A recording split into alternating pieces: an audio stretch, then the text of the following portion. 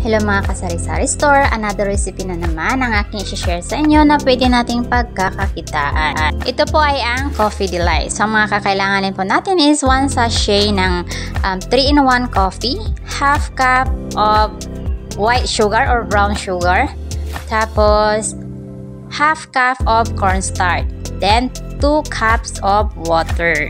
So ang una po natin gawin, sa isa pong mixing bowl, ilagay po natin ang 1 cup of warm water. Tunawin po natin doon ang ating kape.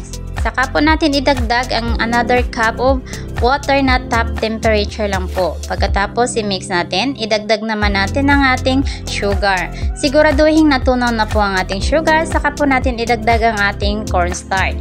Pagkatapos tunawin po or ihalo po ng ihalo hanggang sa matunaw na ang ating cornstarch, saka po natin isalin sa ating kaserola. I-on po natin ang ating apoy at pakuluan. Once na kumulo na po, iset po natin into a very low flame. Balidandahan po nating lutuin ang ating mixture.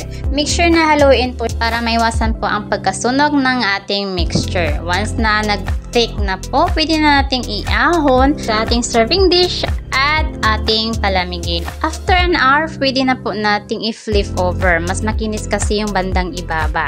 Tapos i-toppings na po natin yung ating milk powder, kahit anong pang tops na desire nyo po. So ito yan, ready na po ang ating Coffee Delight.